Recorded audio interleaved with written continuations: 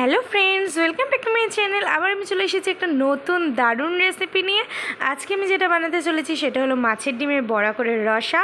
আমি বেশ কিছুটা মাছের ডিমের বড়া আর কি ভেজে রেখেছি, আর কিছুটা আমি কড়াইতে দিয়ে দিয়েছি। সবার প্রথমে আমি মাছের ডিমগুলোকে ভালোভাবে ধুয়ে তার মধ্যে আমি পেঁয়াজ কুচি, লঙ্কা কুচি, নুন, হলুদ, মিষ্টি দিয়ে ভালোভাবে আমি মেখে মাছের ডিমের বড়াগুলো আমি ভেজে নিয়েছি। কড়াইতে আমি দিয়ে দিয়েছি সর্ষের তেল, আর ফোড়নে দিয়েছি সাদা জিরে, আর ডুমডুম করে আলু কেটে আগে আলুগুলোকে ভালোভাবে ভেজে নিচ্ছি। আলুগুলো নুন হলুদ দিয়ে খুব সুন্দরভাবে কড়া কড়া করে আমি ভেজে নেব। বেশ খানিকটা আমি নুন দিয়ে দিয়েছি। এর মধ্যে আমি দিয়ে দেবো টমেটো কুচি দিয়ে আরও ভালোভাবে আলুর সাথে ভেজে নেব, যাতে টমেটোগুলো খুব ভালোভাবে তেলের সাথে আর কি মিশে যায়। তার জন্য খানিকক্ষণ অপেক্ষা করতে হবে।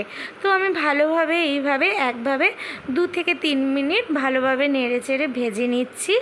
এরপরেই আমি দিয়ে দেব আদা, জিরে, কাঁচা লঙ্কা বাটা দিয়ে ভালোভাবে আমি মশলাটাকে কষিয়ে নেব।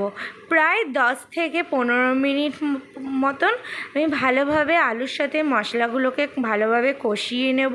কষানোর পরে আমি অল্প পরিমাণে জল দেবো। মশলাটা দেওয়ার পরে যেই বাটিতে আর কি মশলাটা রেখেছিলাম তার মধ্যে অল্প সামান্য জল দিয়ে আমি আর একটু ভালোভাবে মশলাটা কষিয়ে নিয়েছি। আমার মশলাটা কষানো প্রায় পুরো কমপ্লিট হয়ে গেছে। এবার আমি প্রয়োজন মতন জল অ্যাড করছি। জল দিয়ে ভালোভাবে আলুটা সেদ্ধ করার জন্য 10 মিনিট মতন ফোটাবো। তার জন্য আমি একটু ঢাকা দিয়ে রেখে দেবো। তো 10 মিনিট মতন ঢাকা দিয়ে রাখা আমার হয়ে গেছে। এরপরে আমি মাছের ডিমের বড়াগুলো ভালোভাবে ঝোলের মধ্যে আমি একে একে দিয়ে দিচ্ছি। দিয়ে ভালোভাবে একটু নেড়ে চেড়ে নেব। নেড়ে ঠেড়ে আমি আরও 10 মিনিট মতো ঢাকা দিয়ে ঢেকে রেখে দেব। তো 10 মিনিট মতন ঢাকা রাখার পরে তো মাছের ডিমের মধ্যে ঝোলগুলো ভালোভাবে ঢুকে যাবে, নুন মিষ্টি ঢুকে যাবে, তাতে আরও অনেক স্বাদটা বেড়ে যাবে। তো এবার আমার 10 মিনিট প্রায় হয়ে গেছে। এবার আমি দিয়ে দিলাম একটু গরম মশলা গুঁড়ো। গরম মশলা অল্প পরিমাণে আমি দিয়েছি।